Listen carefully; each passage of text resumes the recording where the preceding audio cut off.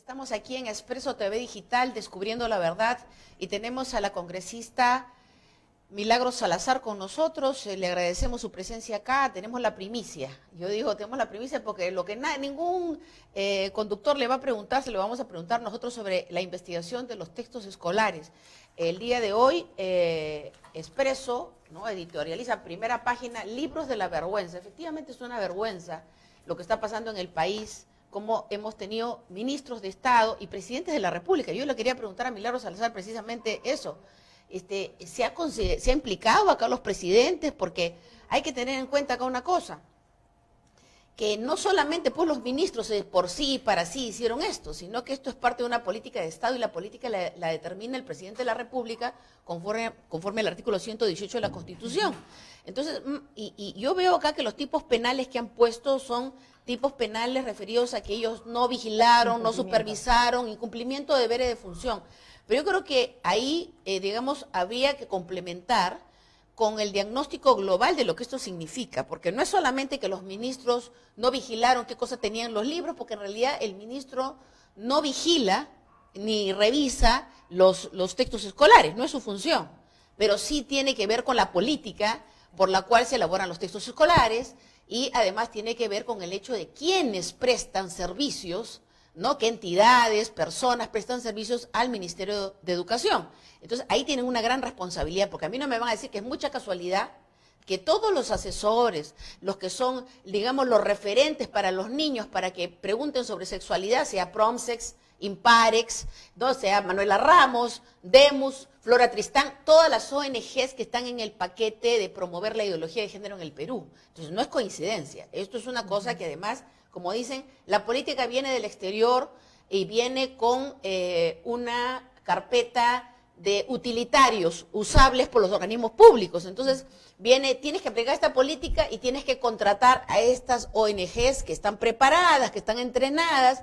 Entonces, acá hay una cosa mucho más grande, que hay un concierto delictivo, hay crímenes de Estado concurrentes, pero además hay una organización delictiva. Y esto sí no es dramatizar con el tipo delictivo de organización criminal. Acá sí hay una organización criminal, ¿no es cierto? Entonces, que esto es mucho más grave que simplemente el no haber supervisado los libros. Yo quisiera que nos puedas exponer, Milagros, cómo llegaron a estas conclusiones, cuáles son las conclusiones principales del informe, que yo me lo he perdido porque estaba en una diligencia judicial hasta las 10 de la noche. Sí, gracias, doctora Beatriz, por la invitación y a todo el público que nos ve. El trabajo ha sido analizar el contexto de la elaboración de los textos y se ha podido identificar que desde el periodo de la exministra Patricia Salas 2011 a la fecha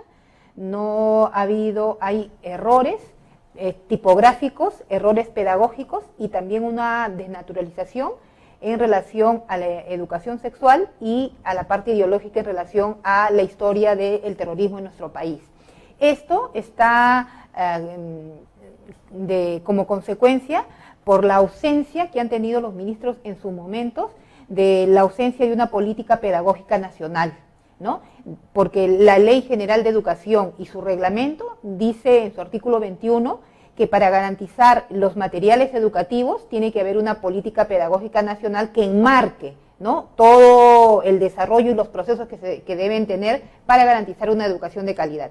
Y esta ausencia ha permitido que los ministros de turno puedan designar con perfiles no idóneos a los responsables, a los viceministros de gestión pedagógica, a los directores de educación básica en todos sus niveles y contratar de manera direccionada a estas personas que pertenecen a algunas ONG o que tienen algún interés ideológico o con un enfoque de género para que puedan utilizar los textos como herramienta para introducir estos contenidos que distorsionan en relación a la historia de nuestro país, del terrorismo, en relación a la parte de una educación sexual integral, la vulneración también de los derechos de los niños, derecho de los padres a la participación, el derecho y la vulneración a las normas constitucionales, también una vulneración en relación a la Ley General de Educación, y todo esto en consonancia con intereses direccionados, ¿no?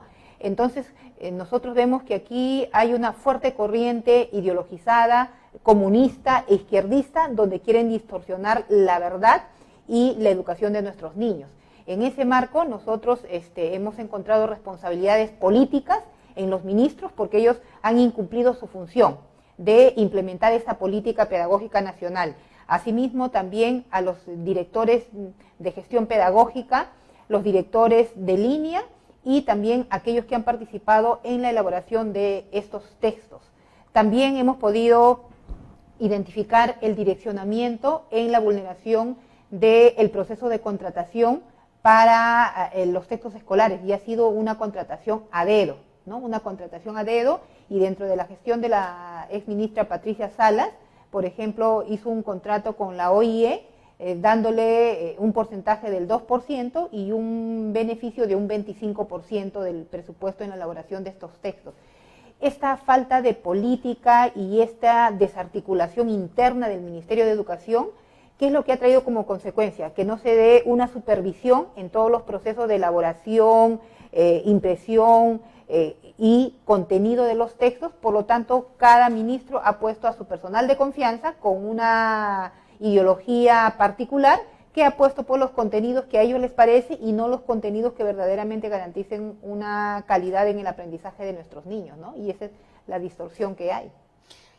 Milagros, yo lo que veo es que los ministros de Estado sí sabían lo que los textos contenían. No es que por falta de supervisión se les pasaron las cosas y ¡ay, qué barbaridad, qué horror! Dice, esto no es un error, es un horror. O sea, eso es una, digamos, despliegue de dotes histriónicos de la ministra Flor Pablo. Exacto. Pero la verdad es que ellos sabían perfectamente lo que contenían los libros. ¿Por qué? Porque los escondían de nosotros. ¿Cuántas veces les hemos pedido los libros, antes, o sea, los textos en borrador, antes de que vayan a la imprenta, para poder aportar nuestros comentarios, ¿no es cierto?, ayudar a que se perfeccionen los libros? Nunca los quisieron entregar. No se los querían entregar a ustedes, los congresistas, que los pedían mediante oficio. Han tenido que multiplicar los oficios para que al final les manden, no sé qué les han mandado, creo, en PDF, les han mandado algunos textos, sí. ¿No? Entonces, y concretamente a mí me lo comentó un congresista que Daniel Alfaro, en una reunión de Consejo de Ministros donde estuvo este congresista, se había burlado de que nosotros, o sea, toda la gente, ¿no?, los que están en contra de la ideología de género, le habían pedido, a través de congresistas y a través de instituciones X, habían pedido los borradores de los libros antes de que vayan a la imprenta, pero que él les había dicho que no estaban todavía listos, pero claro, ya están en la imprenta, ja. ¿No es cierto? O sea, no quería él enviar, ¿por qué? Porque sabía perfectamente lo que estos libros contenían. Entonces, y aquí quiero ir nuevamente a este insumo que empiezo, bueno, la labor de la comisión ya concluyó, pero esto va a pasar a la Fiscalía, ¿no? Y yo exhorto a la Fiscalía de la Nación a que haga pues un diagnóstico penal de todo esto en la debida dimensión. ¿Por qué razón? Porque no estamos pues ante una inobservancia de deberes de función simplemente de los ministros de Estado, sino un concierto delictivo por el cual se ha pretendido, y no es que se ha pretendido, se ha hecho, no se ha realizado. Desde el 2011, no, yo diría que de más atrás, porque la ideología de género, hay un informe de Gloria Huarcaya que está en la web sobre la ideología de género en los textos escolares de secundaria del 2009 al 2012. O sea que ya estaba con el ministro Chang esta ideología de género en el currículo nacional y en los textos escolares. Entonces, lo que ha hecho ya los últimos gobiernos es afianzar más, y sobre todo el de Kuczynski y Vizcarra. Y acá viene mi pregunta, Milagros, ¿cómo es que no están mencionados los presidentes en estos? Porque hay una responsabilidad política, o sea, quien define las políticas de Estado es el presidente de la República.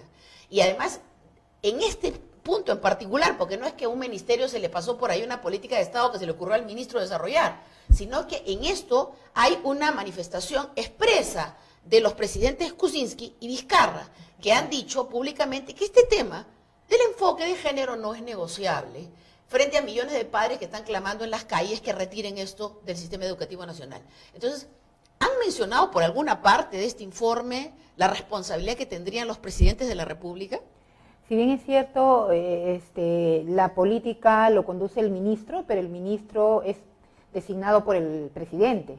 Entonces hay una responsabilidad, y hemos visto varios hechos y varias evidencias en sus mensajes, en este decreto que sacó el presidente de las Familias Democráticas, que también están en esa consonancia. Y yo lamento que el presidente Martín Vizcarra ayer se pronuncie por un caso particular que es autonomía plena del Congreso, por una decisión de una votación del fiscal Chávarri, y no se pronuncie por la comisión de investigación de los textos, que ese sí le compete a él, que eso sí a él le corresponde. No ha habido ni un solo pronunciamiento de Martín Vizcarra en relación a estos textos escolares, absolutamente nada, ¿no? Entonces, más bien, él está avalando estos contenidos y ahí es una clara demostración que está vulnerando la Constitución, que está vulnerando el mandato y el derecho de los padres y de los niños de una educación de calidad, y está evidenciando que tiene una consonancia con esta ideología, ¿no?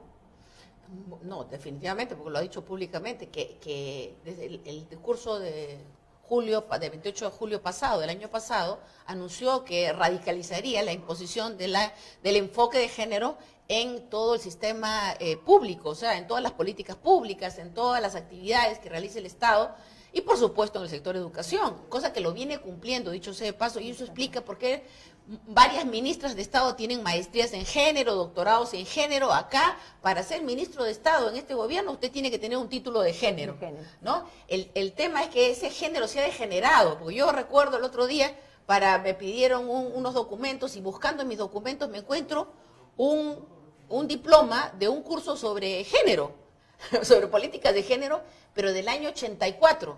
O sea, que yo había seguido, yo ni me había acordado, no me acordaba tantas cosas que uno estudió en su vida, pero lo encontré y dije, ¿qué? Y era de A&D. Pero recordé que esto, pues, era la igualdad entre el hombre y la mujer. Eso se ha desnaturalizado y ahora se ha convertido en cualquier otra cosa menos la igualdad entre el hombre y la mujer, así que no nos pueden engañar a nosotros.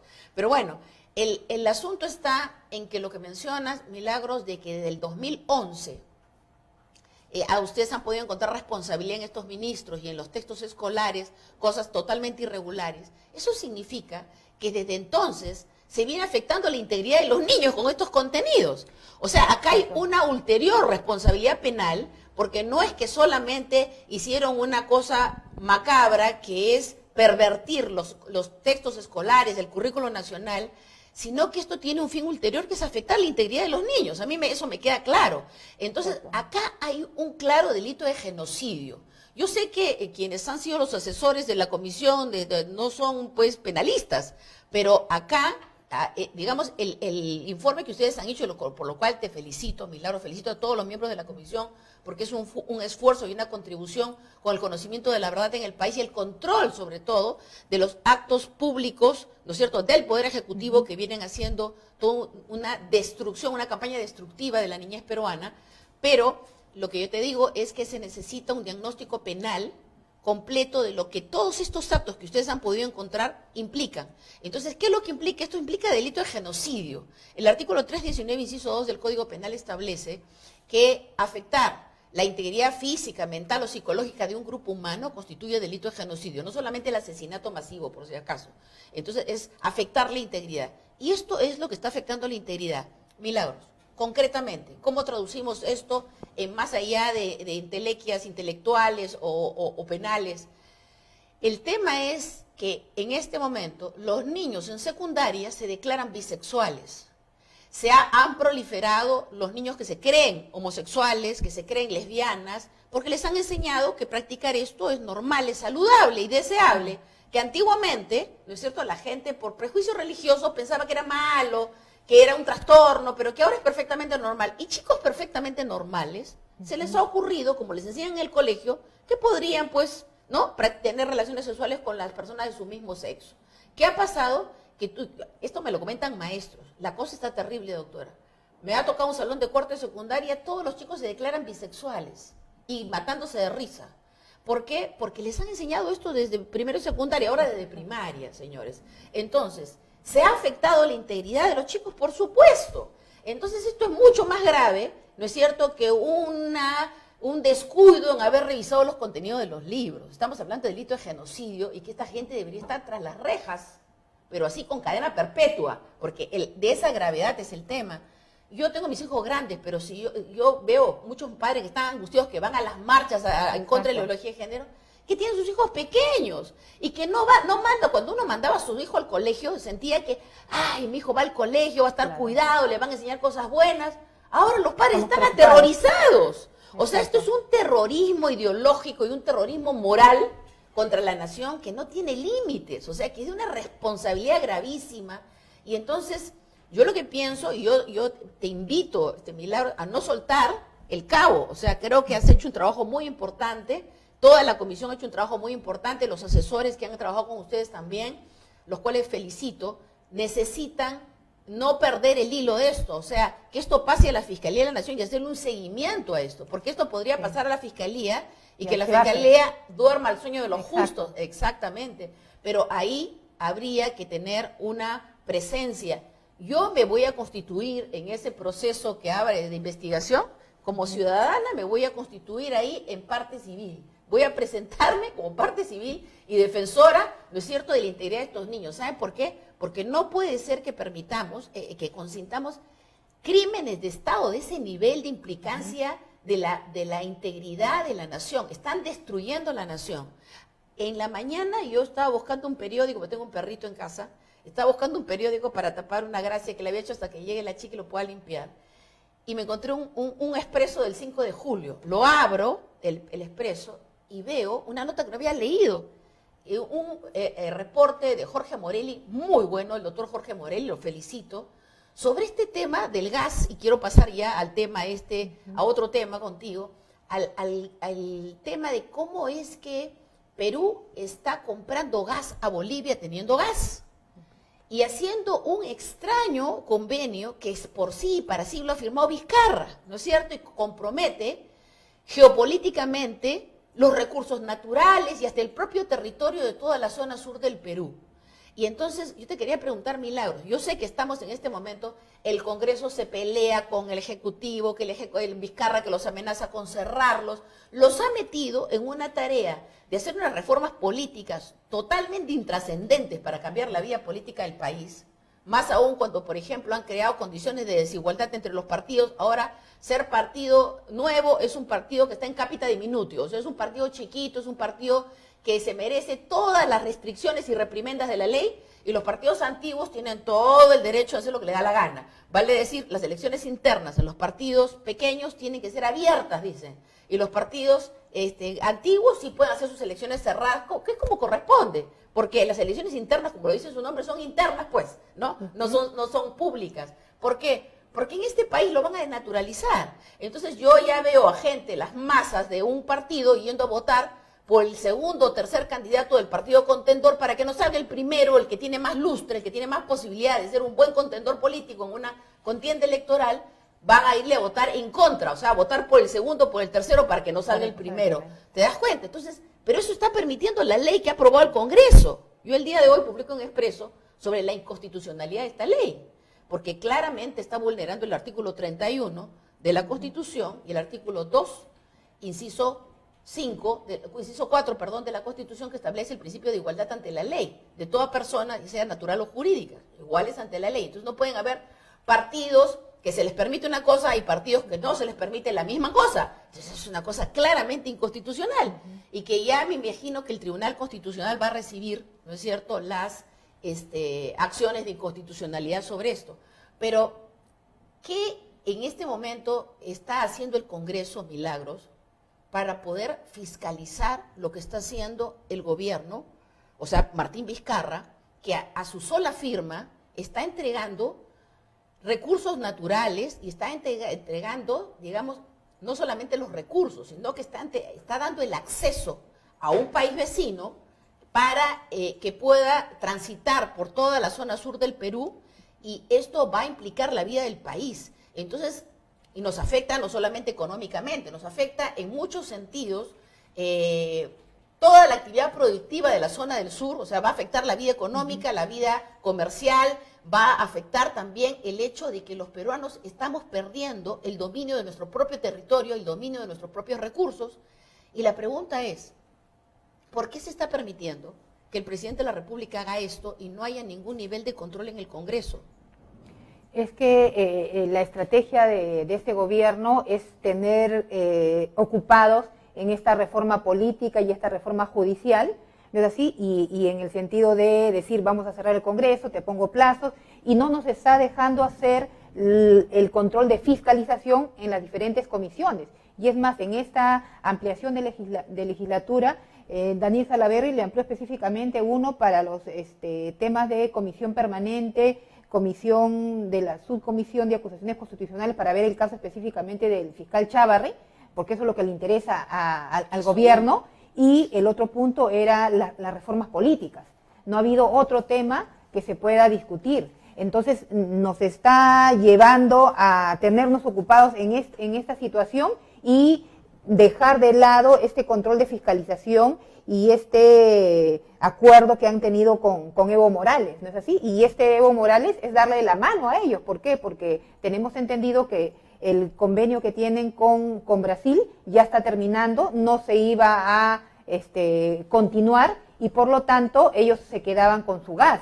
Entonces, este convenio, más que beneficiar al Perú, está beneficiando a Evo Morales y a esta corriente comunista y de ideología que ellos tienen en común, ¿no? Entonces, aquí hay varias infracciones constitucionales que está siguiendo el presidente, y no lo está haciendo solo, porque aquí cuando dicen que el gobierno de Martín Vizcarra es incapaz, no ha avanzado nada, no garantiza una seguridad ciudadana, no hay crecimiento económico, no hay puestos laborales, ¿con quién está cogobernando? Está cogobernando con Frente Amplio, está cogobernando con Nuevo Perú, está cogobernando con APP, con la bancada liberal. Ellos son los que le dan el respaldo. Ellos son los que le dan el respaldo, pero le dan el respaldo porque tienen la misma ideología, el mismo interés, tienen intereses comunes de desestabilizar nuestro país, de crear este caos, porque su agenda de ellos es cambiar la Constitución. Y lo que no pudieron hacer de manera democrática, de ganar unas elecciones democráticas, ahora aliándose con Martín Vizcarra y con IDL, con un grupo de la Fiscalía y del Poder Judicial, están haciendo lo que quieren en nuestro país. Por eso que yo me ratifico que en nuestro país no hay una democracia, que aquí estamos entrando a lo que se empezó en Venezuela. Yo he conversado con varias personas venezolanas y me han comentado que así empezó Venezuela con Chávez, que estas cosas que se está viviendo en nuestro país es como que ellos estuvieran retrocediendo en el tiempo, en lo que iniciando lo que era Venezuela, y eso es lo que nosotros no nos estamos dando cuenta, eso es lo que el ciudadano no se está dando cuenta, pero ya en estos momentos, de alguna manera, la ciudadanía y algunos medios que no se casan con nadie, están dándose cuenta de que verdaderamente la agenda del gobierno es una agenda ideologizada, una agenda de querer cambiar la Constitución y querernos llevar a una crisis y a un caos para ellos tomar el poder, que en una elección democrática no lo pudieron hacer, ¿no? Cuando quieren, ellos respetan la Constitución, cuando es su gusto, para su beneficio, pero no respetan la Constitución y no respetan el voto popular, en este caso de Fuerza Popular, que fue elegido por el pueblo, mayoritariamente, ¿no? Y ellos quieren, y es por eso que hicieron partir, mira, ahora tenemos 11 bancadas, empezamos 5 si no me equivoco, y ahora somos 11 bancadas, y ahí se está distribuyendo el poder y las cuotas de poder para estos grupos que son afines y funcionales a Martín Vizcarra, y el claro ejemplo, ¿cuál es? Es la llamada de Salvador del Solar a la presidenta de la Comisión de Ética, Yané Sánchez, para que no se vea el caso de Daniel Salaverry. ¿Quién es él para que él llame? ¿Con qué autoridad puede llamar para decir pon o no pongas esta agenda?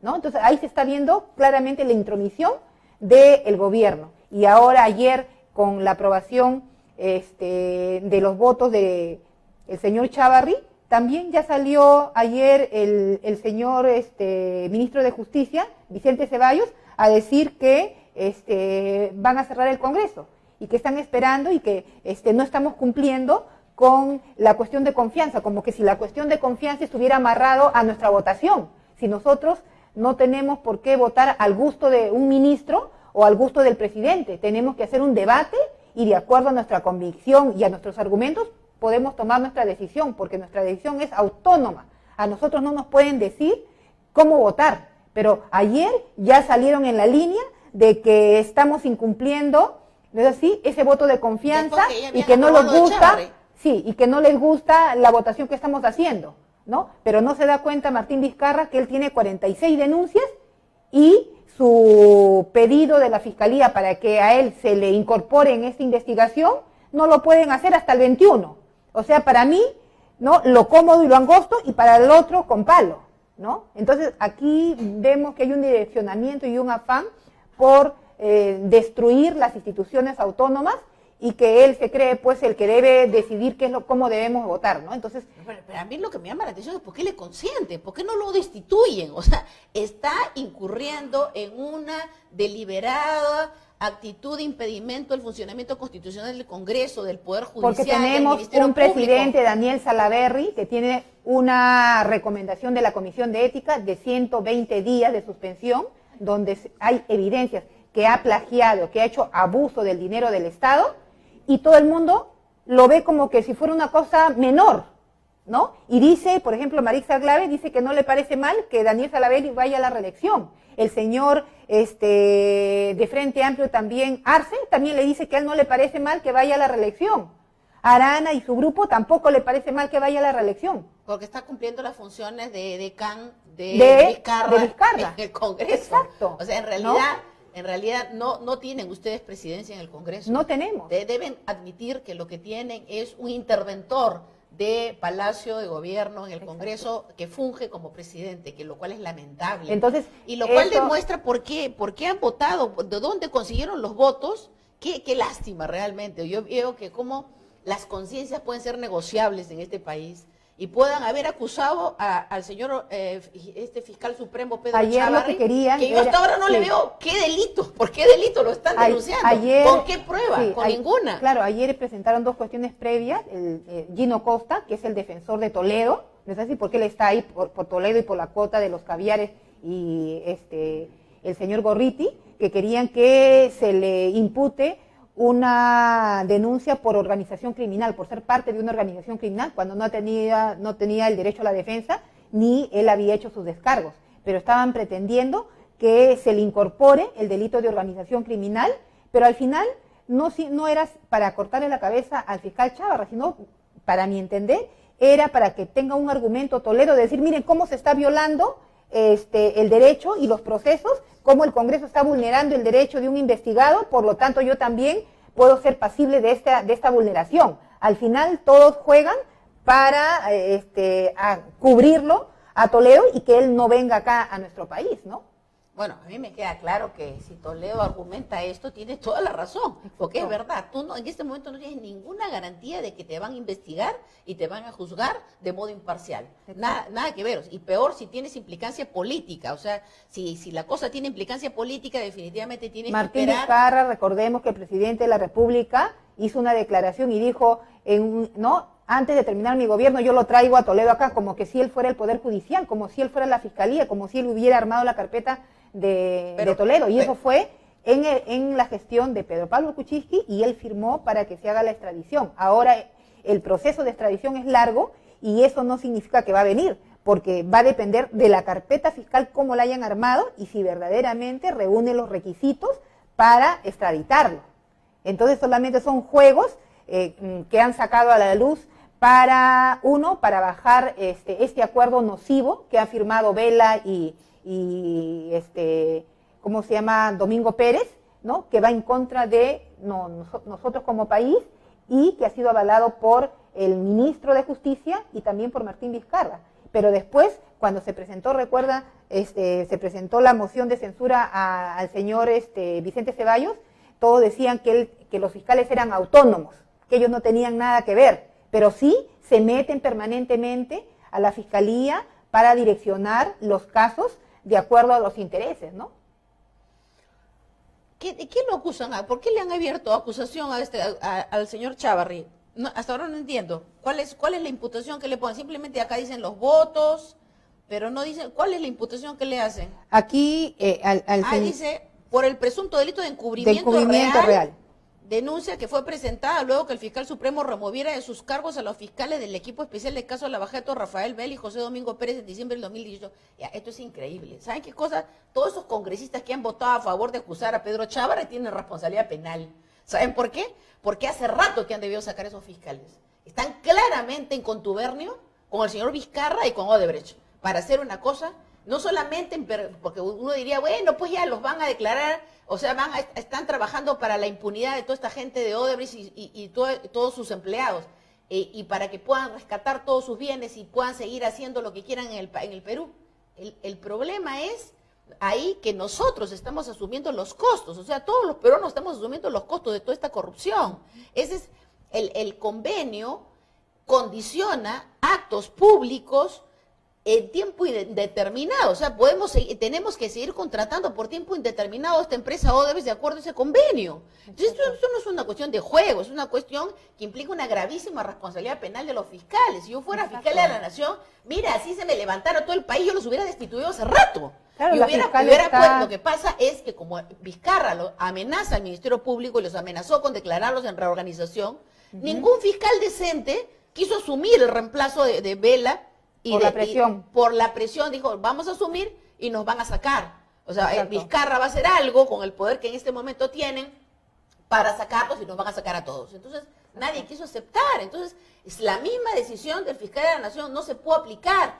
¿Quién ha cometido el delito ahí? Martín Vizcarra, no el señor Chávarri. ¿Cómo es posible que se haya pervertido el entendimiento social y el liderazgo político de este país, Milagros, para que estemos en un mundo al revés, donde los delincuentes indican a las personas que están esforzándose por hacer las cosas bien, y el Congreso de la República, para que no lo cierren, acusa a un fiscal supremo que no ha cometido ningún delito, que no ha hecho ningún encubrimiento por un delito que no ha cometido? Entonces, es una cosa increíble, realmente es increíble. Y esto está pasando a la Corte Suprema, porque finalmente esto, ¿en qué va a terminar? Que la acusación constitucional es que esto permite que pase a ser procesado por la Corte Suprema, ¿no es cierto? Y yo lo que pienso es que la Corte Suprema lo va a absolver a Chávarri, porque no hay ningún delito.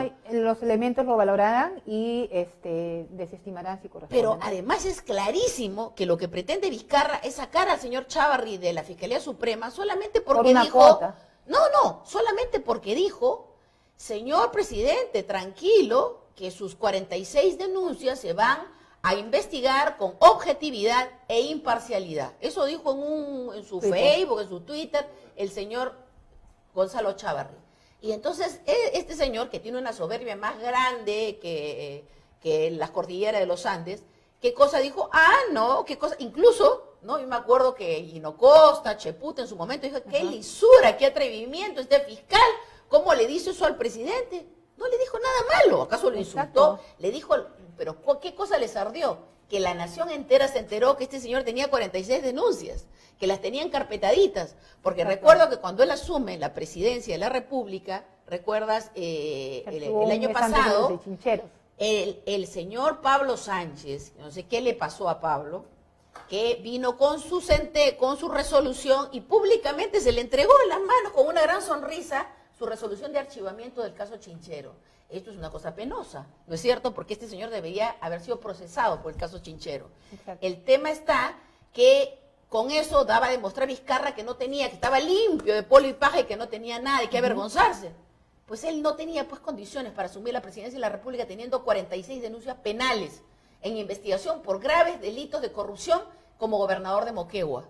Entonces, ya por eso deberían haberlo destituido, Milagros. O sea, el Congreso en realidad, yo ya les digo, esto no es si ustedes quieren o no quieren, no están cumpliendo con su deber constitucional de destituir a este señor, porque él está incurriendo en transgresiones constitucionales que están tipificadas en el artículo 117 de la Constitución y que por el 113, inciso 5 de la misma Constitución, implica causal de destitución del presidente. Claro. Y el 114 los obliga a suspenderlo en la función. O sea, quien debería suspenderlo a él son ustedes. Y no que nos amenaza con cerrarnos. Por eso es que quieren congresistas sin experiencia en el Congreso. ¿Para qué? Para poder hacerles lo que les están haciendo a ustedes. Exacto. Ustedes son la primera vez que están en el Congreso. Y los congresistas antiguos, tengo la impresión, discúlpame Mauricio Mulder, ¿no? Jorge del Castillo, los demás congresistas antiguos deben estar amenazados, pues, porque yo no me explico cómo es que no asumen el liderazgo del Congreso y dicen, un momentito, acá tenemos que plantear la destitución del presidente. No porque nos dé la gana, sino porque es nuestro deber constitucional destituir a este señor por todo lo que le viene haciendo al país. Es que utilizan el arma política de la Fiscalía y hay varios congresistas que tienen denuncias, ¿no? Denuncias que pueden tener indicios, y hay otros que están inventados. Y la Fiscalía es un poder político.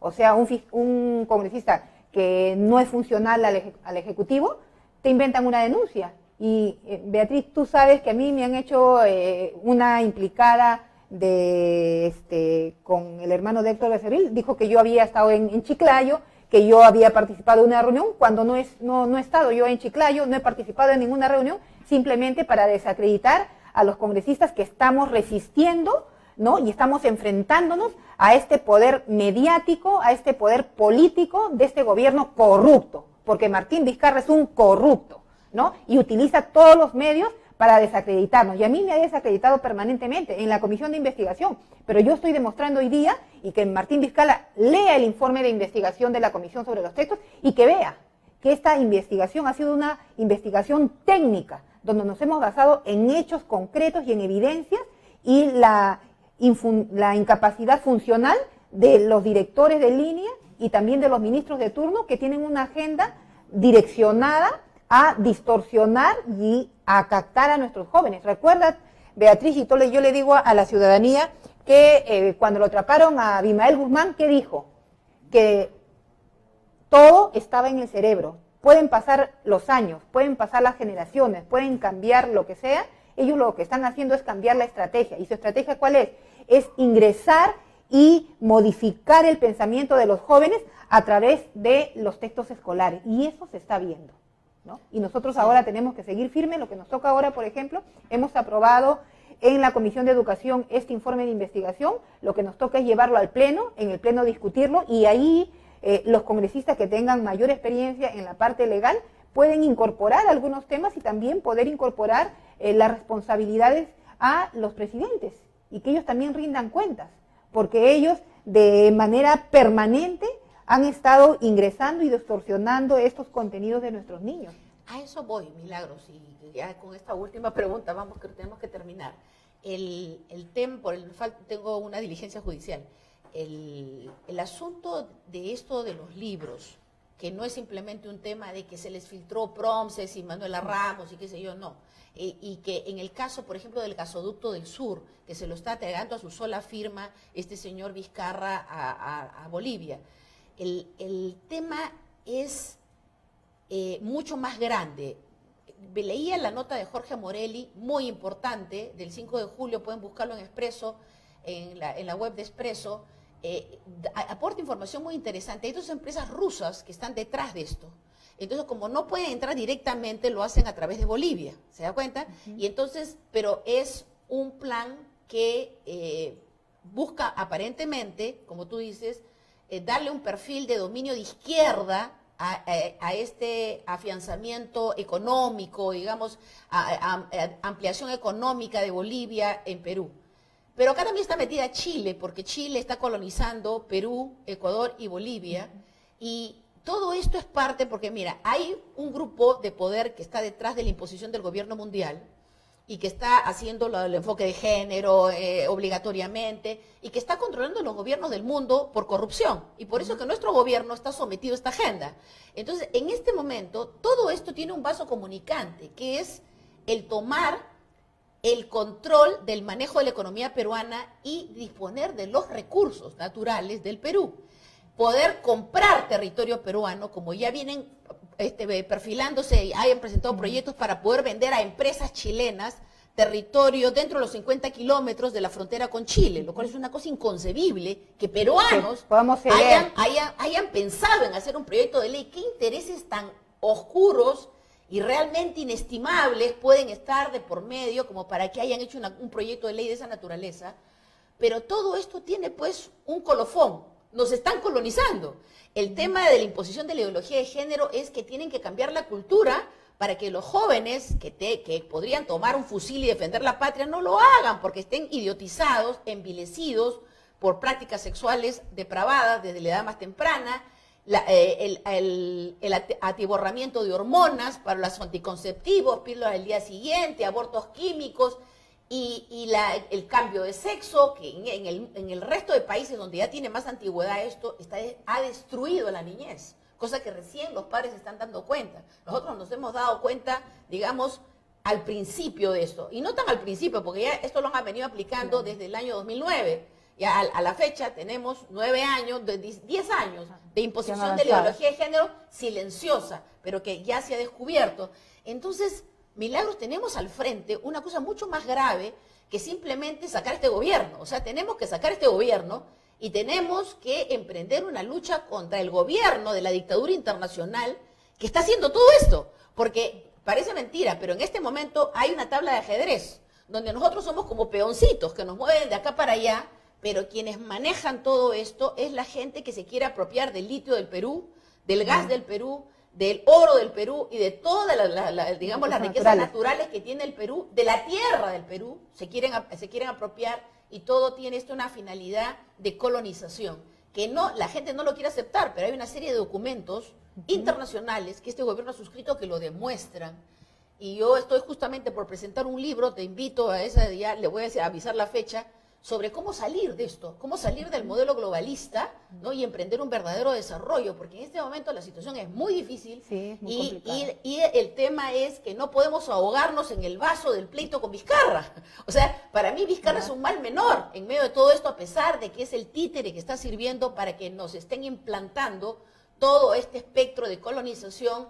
Y cuando nos demos cuenta, de repente no tenemos país, no tenemos territorio, no tenemos riquezas naturales, porque el Perú se ha rematado a sol, como decía Piñeira, a sus empresarios. Vayan al Perú, que lo están rematando a sol. Y esto es una cosa que no podemos aceptar.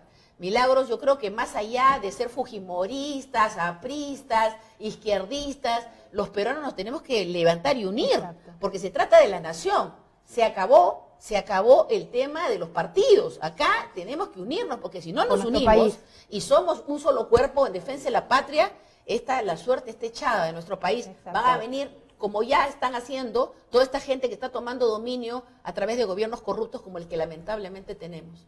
Milagros, te agradecemos infinitamente. Una palabra final de despedida. Yo lo que les digo a los peruanos es que vamos a seguir luchando. Hay gente como Beatriz, hay muchas personas que estamos teniendo mayor información y podemos a través de esta plataforma difundir para que nosotros nos unamos por la defensa de nuestro país, y nosotros desde el Congreso vamos a seguir luchando hasta el final. Nosotros no vamos a poder ceder a esta imposición del Ejecutivo de Martín Vizcarra específicamente, y alertar a toda la comunidad internacional que aquí estamos entrando a una dictadura, que aquí nos quieren convertir en una Venezuela, y eso no lo vamos a permitir. Hasta el último día de que esté en el Congreso vamos a seguir luchando y vamos a seguir informando. Y yo agradezco a Beatriz por tu carácter, tu empeño, y que no te amilanas, porque yo creo que cuando uno está en la verdad y uno quiere a su país, tenemos que cumplir un rol. Y para eso estamos acá. Dios nos ha puesto acá para cumplir un rol en defensa de nuestro país. Muchas gracias, y nuevamente muchas gracias por ese informe de la Comisión de Educación sobre los textos escolares. El país les agradece, porque yo creo los padres de familia que el día el día sábado, 27 de julio a las 10 de la mañana, vamos a estar en la Plaza San Martín para manifestarle al gobierno que esto no va más. O sea, que los padres ya les llegó. No solamente van a estar los padres, también los maestros van a estar unidos en una lucha en la cual tenemos que estar presentes juntos, para decirle a este gobierno que lo que nos está haciendo no lo vamos a permitir. Muchas gracias a ustedes por haber estado con nosotros, y gracias, Milagros, nuevamente estaremos prontamente con ella. Nuevamente es una de las mentes más lúcidas y equilibradas de la bancada que representa. Muchas gracias.